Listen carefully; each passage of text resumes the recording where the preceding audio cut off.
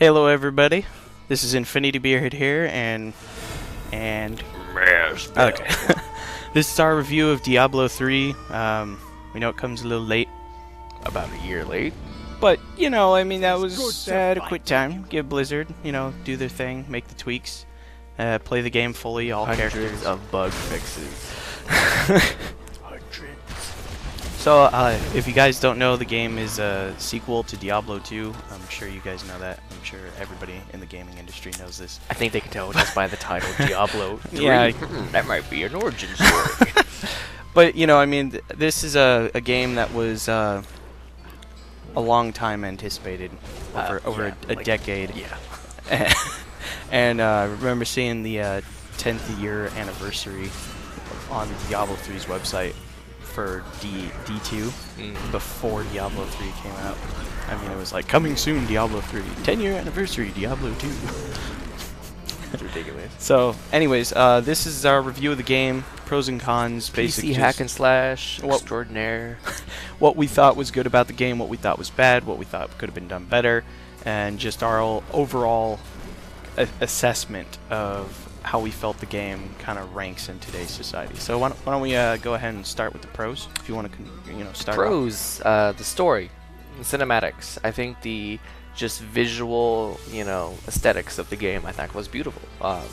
They did a really good job with that. They did a good job with all the cinematics. They looked gorgeous. I thought the score, the soundtrack for the game was quite nice. Yeah. So I would say the overall aesthetics was a very good pro for the game. Yeah, I would definitely agree. I felt there were some changes they made to the game from Diablo 2 that I thought was an improvement. Such as?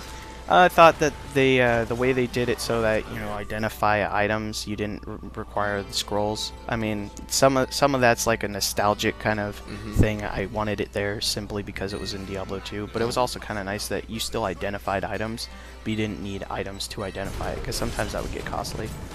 So it was kind of cool that they removed that. I did think, I agree with you. I think that the biggest plus for the game was that it played smoothly. It was a solid hack and slash. It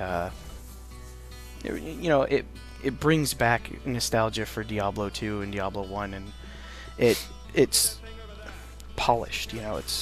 It was very polished. In some aspects, maybe it would be a little bit of a con, maybe a little too polished. Yeah. Maybe they should have focused less on some things and more on others. Another thing that I thought was a pro was the characters. I thought some of the characters that they had played really nicely. Yeah. Yeah, of course, there's things that you would miss from older, like Diablo 2, for instance. Like, I personally missed the Necromancer. I loved the Necromancer. I thought it was a great class. But then, my first playthrough, I did the Monk, and I thought the Monk was great. The Monk was really fun. And then my second one, I was playing through the Wizard. The Wizard's a lot of fun, too. Of course, there's still some classics that they can't ever get rid of, like the Barbarian, your favorite. Yeah. I thought the Witch Doctor was interesting. I thought that they kind of creepy. felt... Yeah, it was a little too creepy. Well, I mean, it wasn't, like, disturbingly creepy. Well, you don't like spiders, and some of his main skills were spiders. Well, that's just one thing. But yeah. He felt like a kind of an odd character. Yeah, it was like a voodoo priest meets necromancer kind of deal. Yeah.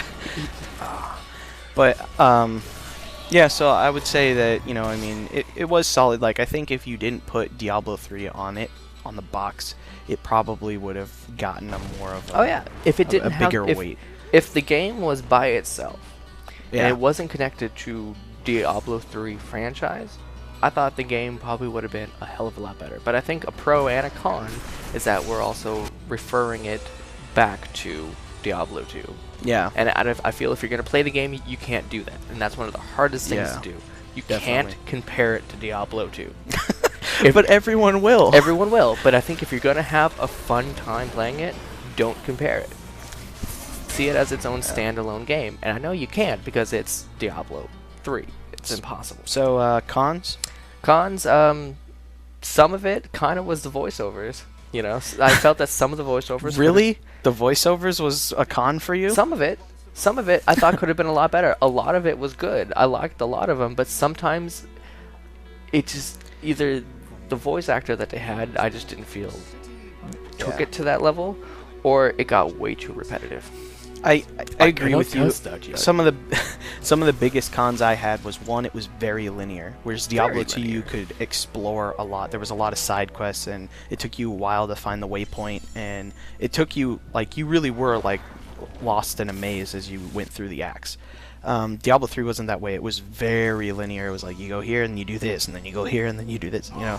And there wasn't that kind. There was no room to explore. They had events, but they were barely. Yeah, they were very small. There were just like one or couple events here and there that spawned in the same place every time. It's just they may not spawn, and that was kind of another thing. I think they got rid of skill trees. That was a big mistake in my point of view. It was simple, but now that they got the console port coming on the way, I feel that it was implied for that reason. The whole game felt like it was designed for a console. Yeah, and they got rid of, like, you know, what made characters diversified, if you will, you know, because with the auction house, the item hunt thrill is gone. You're looking for items with specific stats, and if you don't have that, you know, your character basically sucks, and you can only really go to the auction house to get it. Because I think the auction house is the biggest con of the whole game. Yeah, I mean, I think it's a con just for the term con, as it's bad, and it's a con from Blizzard just to get more of your money. Yeah, post. so I mean, they got rid of that like kind of diversified characters, and, you know, I mean, everyone, you're not really allowed to kind of, you know, your characters were different before you put gear on in Diablo 2, and that's not the way with Diablo 3. No, not at all. I also thought another con was how they set up the pieces to get to create the Staff of Herding to get to Whimsishire. Yeah. I didn't think it was challenging. I thought it was just because basically it was the same thing as all the events, is that there's a low chance that an item will spawn in a particular area that you're in. Yeah. And if you don't do it, then you have to keep replaying the same thing over and over and keep reloading and keep, you know, moving back to a different act. And I just thought it got really repetitive. It got really boring. You couldn't switch between acts either. No. You had to back out of the game, and then you literally had to stop the game. Yeah. Go to the menu, change the act, change the part of the act, and then go there again. Yeah. Also, they kind of messed up, you know, dual wielding, because, you know, you had your percent damage attacks for most things, and then if you have a two-hander, it does a lot of damage. If you have a one-hander, it could still do damage, but if you use a shield, you get the bonus from the shield. Whereas if you dual wield, you attack faster, but whenever you do attacks do percent base damage, it's just counting that main hand weapon.